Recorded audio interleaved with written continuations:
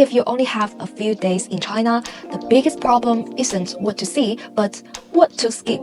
Because China is a land of contrast, where a 1,000-year-old gate can sit 5 minutes away from a glass skyscraper, and where the food, the accent, and the daily rhythms can change completely from one region to another.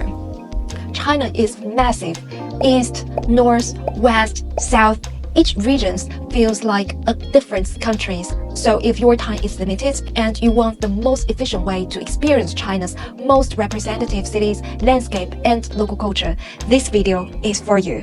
In this video, I'm going to give you a 5-city route that honestly feels like you've traveled through 5 different versions of China, from the most modern skyline to the imperial capital to ancient history to the craziest cyberpunk mountain city, and finally to the ultimate food city in the south.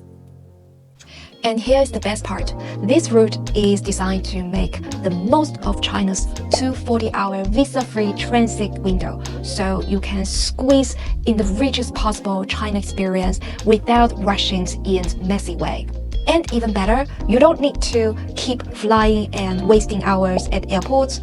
You can do this trip entirely by high-speed rail, the gaotie. Fast, smooth, ridiculous on time, so you don't have to keep flying and wasting time at the airport. So if you want a plan that covers China's east, north, west, southwest, and the south in the shortest time, let me help. By the way, I'm Emma, Chinese local, born and raised here. Stay with me. Let's start with the first stop, Shanghai. We begin in Shanghai because Shanghai is like the soft landing of China. If you are nervous, if you are thinking, what if I can't communicate? What if I get lost? Shanghai is a place that gently say, relax, you are fine, because it's international, it's easy to navigate, and it's one of the few cities where you will naturally hear more English around you, especially in the central areas. And what I love about Shanghai is that it's not trying to shout at you, it just shows you. One moment you are walking through a classic Chinese garden like Xi'an, quiet ponds, zigzag bridge, and traditional architecture. Then you turn a corner and suddenly you are in a modern world of shopping streets and skyscrapers. Shanghai also feels very walkable if you plan it right. You can go from cozy little lanes like Tianzifang to stylish areas like Xintiandi, and it doesn't feel like a mission. It feels like a city stroll, like a city that wants you to wander. And of course, you can't live without seeing the iconic contrast. Go to the Bonds, look across the river, you will get the famous view of Shanghai on one side and futuristic Shanghai on the other. And here's the tips. Give Shanghai at least 2 days. Not because it's huge, but because it's the perfect way to ease into China's rhythm. After Shanghai, many people fly to Beijing, but I'm going to tell you, take the high-speed train. And it takes only 4 hours in total. Because in China, the train is not just like transport, it's part of the experience. It's fast, it's smooth, and it's always very punctual.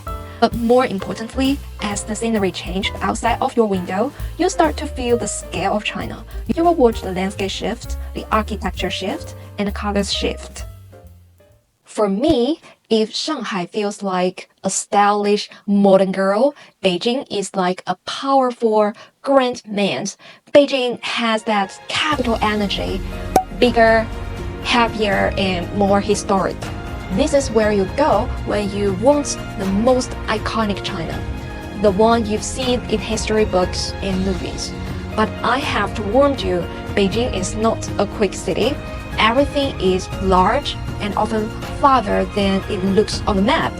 So give Beijing at least 2 to 3 days because the sites are big and spread out and you will walk so much. In Beijing, you may start with the heart of it all, the Forbidden City. You don't just go inside and leave, go up to Jingshan Park afterward. From the top, you get a classic view, the entire palace complex stretching out, just like a living painting. That's one of those I can't believe I'm real here moments. Then slow the pace with places like Temple of Heavens, Tiantan, wide open space, calm atmosphere, and the Summer Palace, Yiheyuan, which feels like an ancient royal vacation spot with lakes and long corridors that seem to go forever. And then, the moment everyone waits, the Great Wall, yeah! But here's the local truth. The Great Wall is not one place, it's a system, stretching like twisting across the country for more than 13,000 miles. Beijing's Great Wall is famous because there are several accessible sections nearby, and each gives you a different experience. If you want something more comfortable and visitor-friendly paths, cable car options, go for a more restored sections like Mutianyu. But if you want fewer crowds and more of an adventure hiking feeling, people often recommend sections like Jingshanling. It can be farther, a bit tougher, but the atmosphere feels more raw here. Just remember one thing in Beijing, book tickets earlier, especially for the Forbidden City. Beijing is popular for a reason, and the best places often require reservations in advance.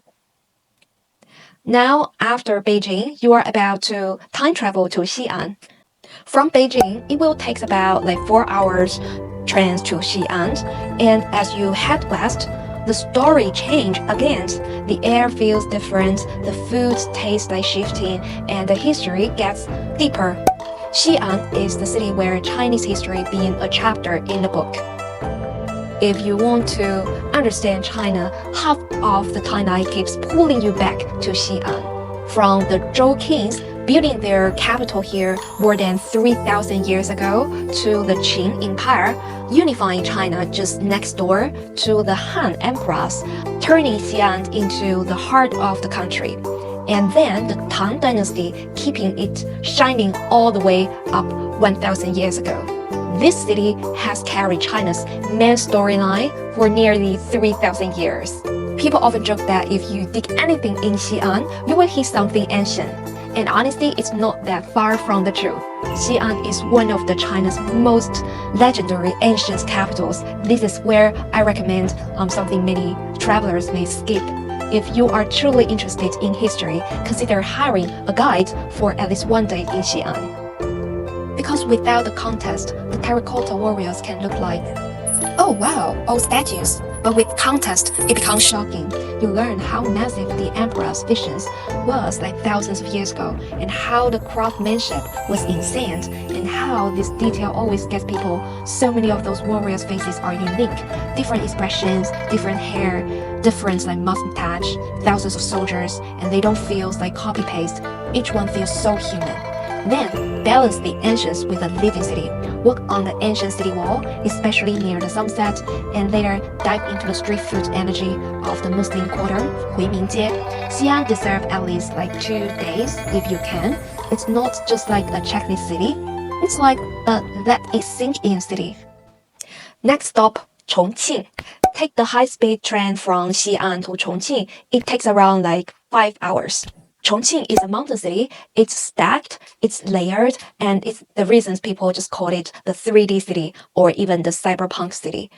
Chongqing is a city you explore with curiosity. At night, you go to Hongyadong. It looks like a glowing fantasy building hanging on the cliffs. But here's the local move. Don't just squeeze inside the crowd. The best photo is usually from across the river, where you can see the whole thing lit up like a movie set. Then you do the iconic viral stop, Lizi'an, where the metro passes through a building. It's so absurd. It feels fake, but it's real. And when you want a more local street vibe, choose an area like Shibati or some of those hillside walking paths where you feel the daily lives, stairs, little shops, old neighborhoods. And also, Chongqing is also where you can challenge your spicy level. Hot pot here is not playing. Next stop, Guangzhou. Guangzhou has a very special identity in China. It's one of the oldest major commercial hubs, like trades, business, and ports. This city has been doing commercial for a very, very long time. But what visitors feel today is this. Guangzhou is real life. It's the first tier city, but it's also incredibly grounded. It doesn't feel like a showroom. It feels like people live here loudly, happily, and with amazing food. This is where you come for Cantonese cuisine. And yes, this is the home of dim sum, 点心. If you've never done a morning dim sum meal, Guangzhou will make you understand why people wake up early just for it. And what I love about Guangzhou is the contrast inside one city. You can spend part of the day in the modern skyline of Zhujiang New Town, walking by the Pearl River, seeing the city lights, and then in a sand strip, you can go to the older streets where the streets feel tighter, the market feel livelier, and the city feels more folk, more human.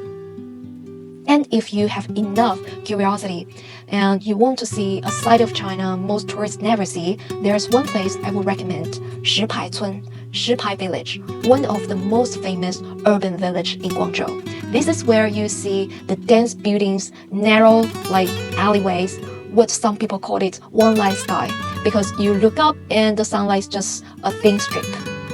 And if you've ever seen the videos of slums in other countries, you will notice immediately China's urban village story is completely different. Guangzhou is perfect for 1 to 2 days. One day for skyline, for rivers, for those night views, and one day for old streets, food, and the real China street energy.